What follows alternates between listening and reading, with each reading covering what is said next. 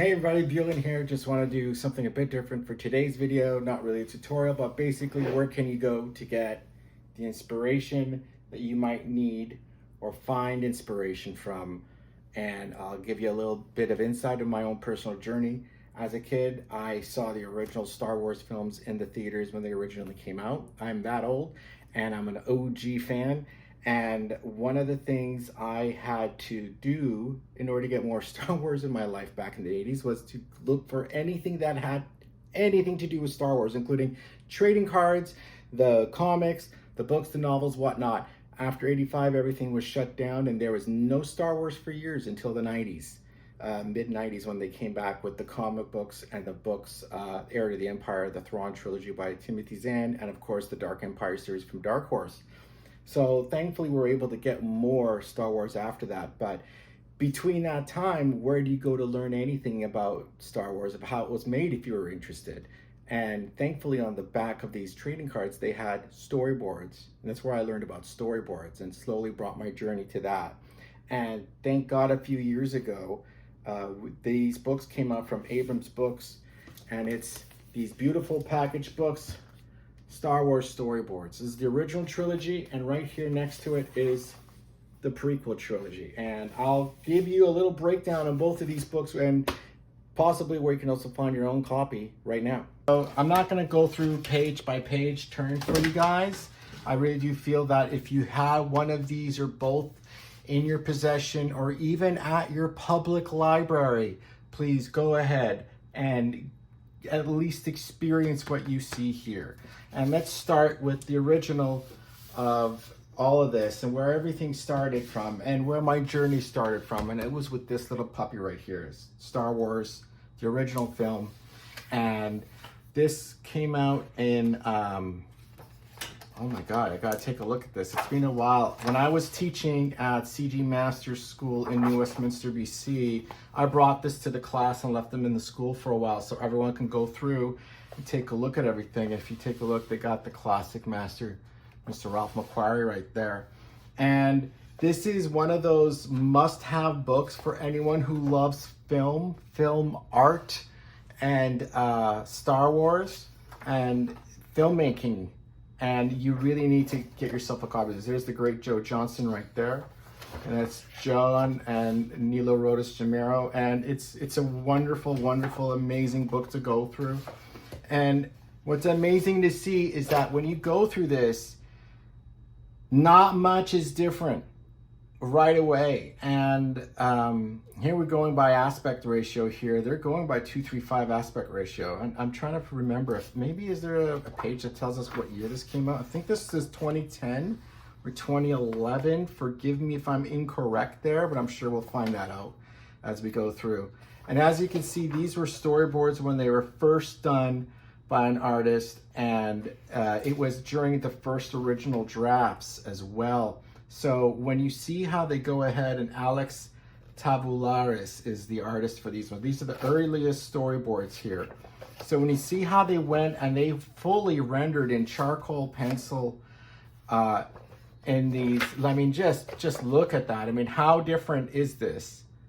It's not much different, because although drafts changed later on, you can see how the movie is still here. The droids are escaping. Yes, the stormtroopers in an early concept had these lightsabers as well, or laser swords. And the original design of the helmet is still Ralph McQuarrie's original design, because how are you going to breathe in space? And it created that for that reason. And also the original rough designs of the droids are all here. And it's not about sticking to the one design, it's about sticking to the story and what happens to follow the narrative of the story. And as you can see in these pages, they look no different than the actual film itself. And when you go through this and you start to see how wonderfully preserved these were, how beautifully done they have been crafted by, these are the ones by Joe Johnston, because this is, as we know, the blockade runner right now, the Tantive 4. And as you can see, Joe Johnston's work, and they were done on vellum. And so when they inked it, it took a while to dry on when they went ink on the vellum there, because then that way they were able to reproduce them back then. And this is all markers and ink, and it's just absolutely amazing. As you see, there's still, I'm flipping through this, I'm still seeing the movie. I hear the music in my head, you know? And of course, there's obvious visual changes in the language, but the early, I believe these are E.C. Henry's early designs of the ships, they're still in here, but they're still identifiable as the TIE fighters. So when you come through this and you start to overview what it took to plan literally every scene in the movie, it's astounding. And it's one of the reasons why having this book in my personal library to refer to and bringing it to class is such a joy, because everyone is like, I'm not a Star Wars fan, but let me tell you something. Anyone who looks at this book is amazed by it, because they all are recognizing that this is in fact Star Wars. There's no ifs, ands, or buts about it. That is your original early version of Chewbacca, obviously has changed, and now was the basis of the character Zebrelius in Star Wars Rebels, and appeared in the last season of Mandalorian. And this is all just on the first film, all on the first film. These are all of the shots that had to be filmed at the studios in LA to do the models work. All of the model work, all the Death Star fight, all of it here. And just look at that one right here. Just amazing. I mean, you hear them screaming as they fly past.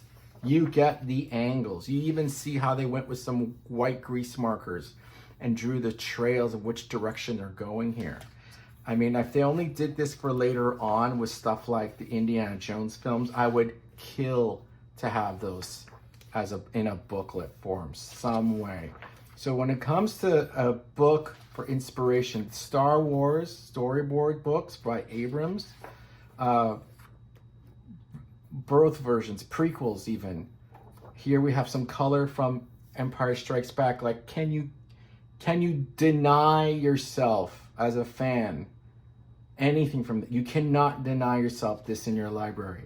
Any true fan will want this to see where this all started from. Every movie has to have something where they base it from. Now, as you see, it feels like every scene has been drawn, but it's not.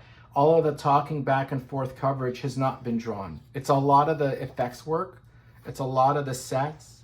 It's a lot of the model work here. As you can see, this looks like they got like a zigzag motion here. Wreck of the walker and how it goes here. Zigzag diagrammic drawing to represent a long pan across the uttered wasteland. Remember footsteps of two armies going right to left. Remember that right to left business I was talking about in the last videos. If not, go back into the playlist, you'll find it there. And as you see, they're using that film language, left to right, right to left, left to right, right to left. This is all original, hand-drawn, and of course, this is Ivan Barros coming here doing the final duel section of Luke and with Vader in Empire Strikes Back. As you can see, we've got the frame here. He would draw the whole thing in a big perspective and they would pull back. There's an arrow, blocky arrows. They're all over the place. And all of this is just showing like, you'll have your shots and then you'll have like the floor mapping of where they're going and how they can plan their shot that way. It helps. And it's just amazing to see that we can have this. Thank God they preserved and archived all of these, because we benefit from learning how the masters made the masterpiece. And how different is this from the original film's ending? Not a different thing at all. Everything is exactly the same from that shot to that wide shot. Obviously, these were drawn because we have a large screen that they were facing out, and they would have that composited there. That's what these were all for. That's what all of these were done for. drawn. You can even see those straight marker edges when you zoom in. Let's try and zoom in on that. You can see that there's even the markers edges here. Can I zoom in even more? And that's about it. But when you hold this in your hands and you look at this, this is so beautifully reproduced. You see the markers, the lines that these Sharpie markers leave, and they sort of like bleed and they have that natural fade. But thankfully for us, they preserved it all so well and reproduced it. When they would reproduce this and make copies for other departments, they would go ahead and it would all come out black. But because of photocopying, which is why everything is so two-toned. Back in the day, there wasn't any access to color photocopiers. Here we do have lots of photocopiers that are color, but at the end of the day, fast, quick, dirty, easy, get it out, black and white, two-tone, there you go. Once you do it, two-tone, that's why all my storyboards are two-tone. Very rare do they have any color pop out. Here is a deleted scene right there. I mean, this is just unbelievable. That's the deleted scene that we've seen on the internet. Mark Hamill forgets even doing, but you know, these are all there. There they find the design work. There's the Boba Fett. There's the bounty hunters. Here we got some whiteout and some lines showing the glow from Han Solo coming out of carbonite. I mean, it's all here. It's all there. And it's like, how do we see the original trilogy? Like this, the escaping from the Sarlacc right here. I don't know what that is supposed to be. It's this insane kung fu move Luke did, but I guess he jumped off and he landed and kicked. And this is where it's like, there's only so much as a board artist we can do to plan. This is where we got to leave it on to the stunts and the fight coordinators here.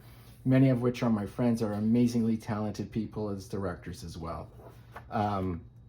So here we have, of course, right here, if I can just zoom in, right there. You got that right there? Remember I mentioned to you the arrows? Each one goes in opposite direction. The Falcon goes off to the right, Luke goes off to the left. He's going to the right. What happens to Han and the crew? He gets caught and gets thrown into carbonite and frozen. Luke goes to the left for learning.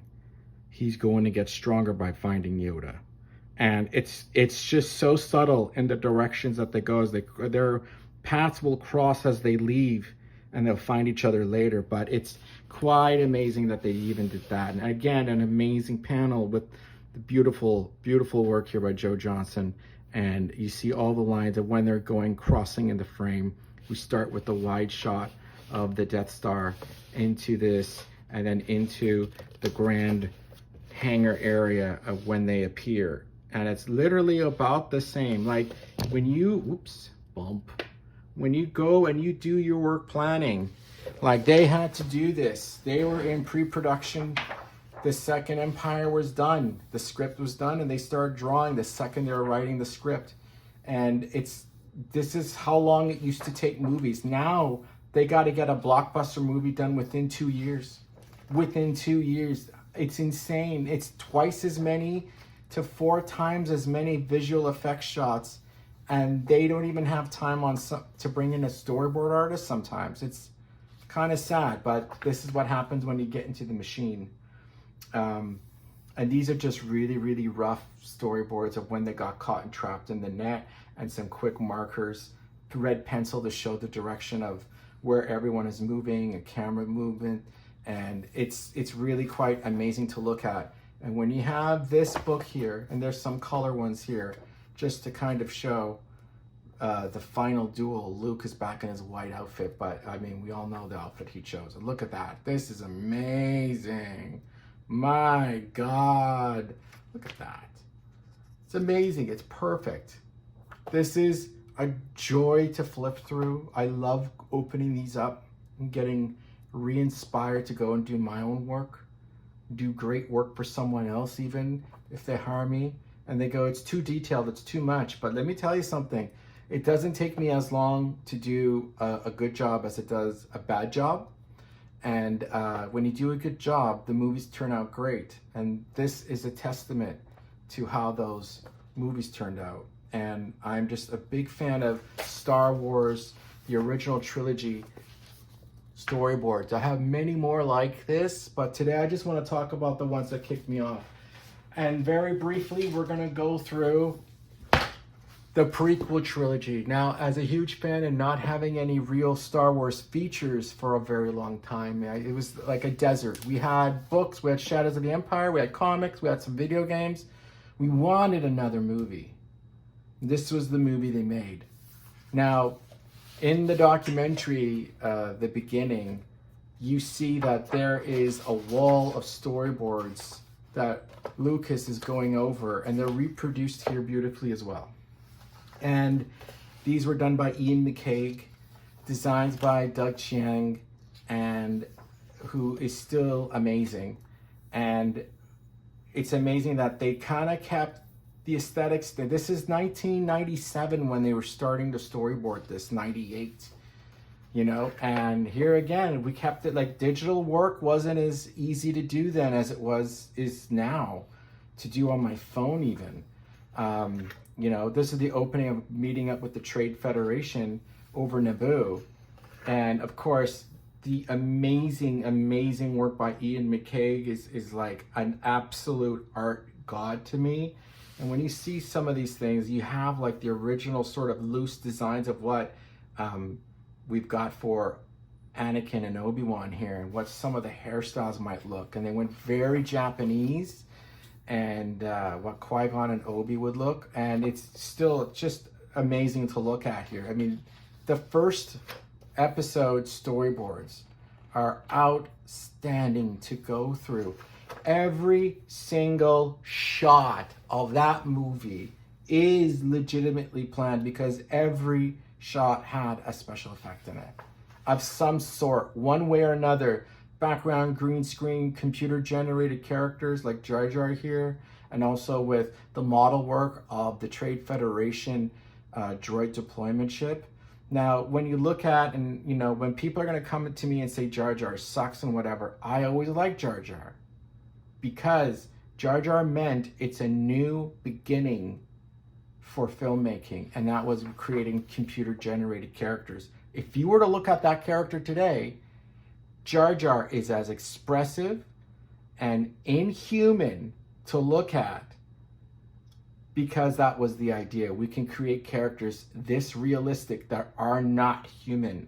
Otherwise, it would have been a person in makeup. And Ahmed Best did absolutely amazing for what he had to do, for the job that he had, which was create a character out of nothing and have those expressions there for the actors to work with, and bring that into motion capture, invent motion capture. It's unbelievable. I absolutely love all of this.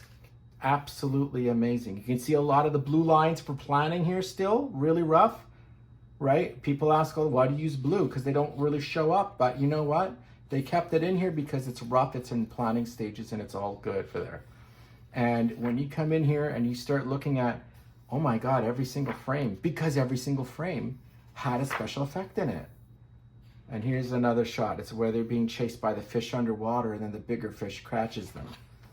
Because there's always a bigger fish, which alluded to not Darth Maul, but the Emperor about to come out. He was the bigger fish. The work here of this fish work and this monster fish, anglerfish to this monster sea dragon, is amazing. It's just unbelievable by Ian McCaig. What an absolute art god. Absolutely love this guy. When you come here, you see this. This is, let's take a look here. How much of this is still all, this is all still episode 1. Every single panel here. There's young Annie on the pod race. Obviously the pod race, and look at this here. When you take a look at that here. Follow this all the way down. They move and they go drop down the ridge and they continue. Panel, panel, lines, camera, panel, camera move, camera move, camera move. And then of course, you know, you have your crowd reactions at the bottom there too. And with a lot of this great stuff. I mean, it's unbelievable the amount of work timing. You can time it out, and they would animate, basically scan these images and then move them in like an editing software like Premiere or even Avid back in the day, and move the images around the frame and time it for how long these would be on screen. So that's the advantage of planning with your storyboards. And they don't just stay as a image on paper or drawn on paper. It becomes a part of the timeline. And that becomes your early first animatic. Like, we're still here in Tatooine in the first 30 minutes of the movie practically. And here we keep moving on. This is at the Jedi Council. Like, there's so much drawn for episode 1. The final battle sequence, like, it's unbelievable, people. You want to be inspired. Oh my God. You know what? If you ever said I could never draw a comic, but you worked on a movie like Star Wars, then yeah, you can draw a comic.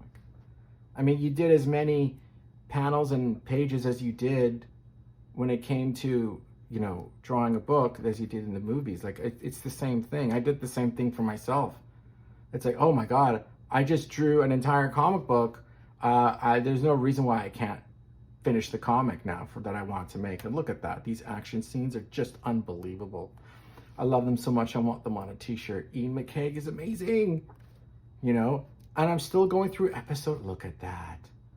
Oh, when you look at this and you see these panels and you see this work involved, it's amazing. And then you have the final thing. And here's Attack of the Clones. And this is where this book gets sad. This is where I'm a little bit sad here, okay, guys?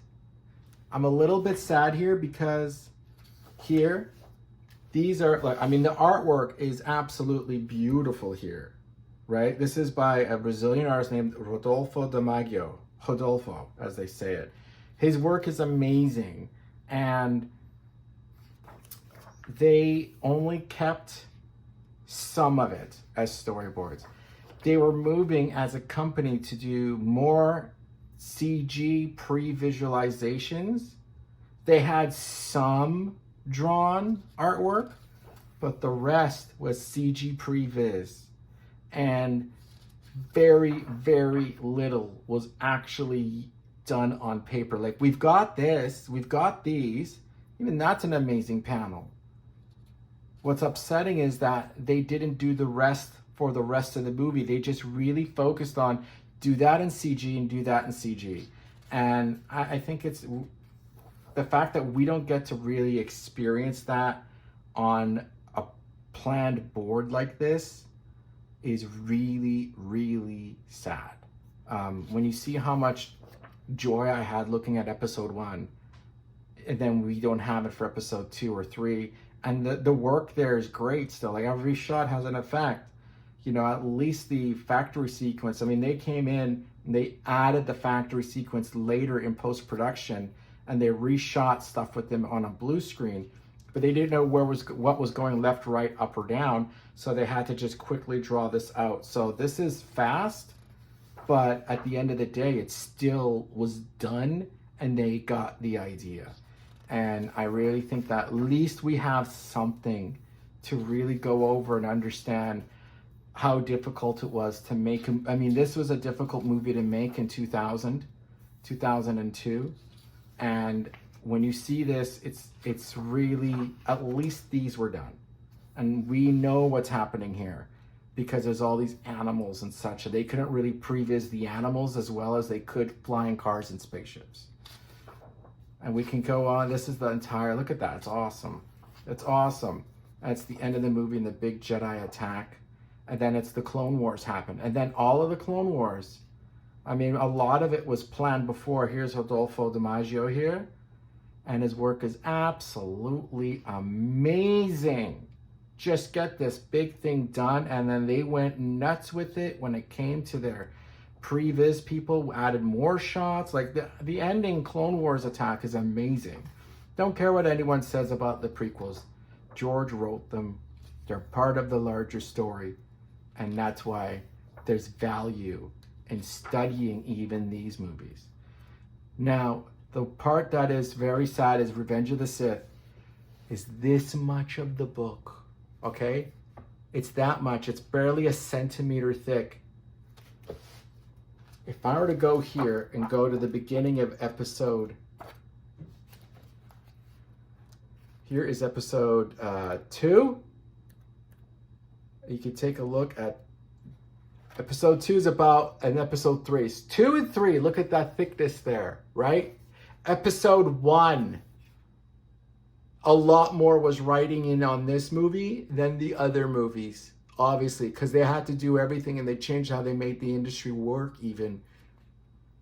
Work, some work, less work. And that's what saddens me, because there's so much good stuff in episode 3. Which is my favorite of the prequels. Again, Ian McKay, Thompson, you know, the work here is great. That looks a bit like Kylo Ren now that I think about it. You know, they got some pens and pencils and paper. Digital drawing wasn't really as prevalent then and as fast as it was with paper. I absolutely love that. And, you know, when you look at this, you do have a great amount of stuff to look at. And they planned a whole section where they're escaping, and the whole movie would have been them escaping that ship in the beginning and these different situations, and they're underwater. It was just cut for time. And this is just the opening of the movie where they save the Chancellor from Count Dooku, which of course was all a ruse. And of course meeting Grievous, who looks phenomenal in these panels too. And that's just the opening. And then it goes where? It just kind of like they land. And then we go to Utapau. And we have the Grievous Utapau. And then we have the final thing at the... there's Utapau still. And then he defeats Grievous. And that's it, right? And then it's the end. And then we get a bit of the end. And then, unfortunately, and all done in red pencil crayon, unfortunately, they left it at that. This is literally one of the last pages of... This is the last page of the book. And so there you have it. And 2 of my favorite books I want to just go through with you guys today. Star Wars Storyboards, the original trilogy, and Star Wars Storyboards, the prequel trilogy. If you want to go back to refer to these in person, if you wanted this for yourself, for your own library, I recommend it. They're still on Amazon or other bookstores. You can probably find used copies online. Go to the library, find them, get inspired, look at these books, refer to other great works like this. And if you want to see more like this, I've got a few other books I'd like to share with everyone that I'd like to look at that I haven't opened yet. I think it would be great as an opening and unboxing, in a sense, of other storyboards like the Dune, and I've actually got Blade Runner 2049 storyboards I'd love to go through. If you guys want to do that, like and subscribe, hit that button, hit the bell, get notified when we get it, a new video up. Also, go ahead, leave a comment, say what you liked, what you didn't like. You can put that in another thread, but say what you want, but go ahead and ask questions. If there's something you're curious about, let us know. We're doing our best to keep on to the messages and connecting with those out there who found some of these videos useful. And all we want to do is just spread the word of making good art will make you feel good.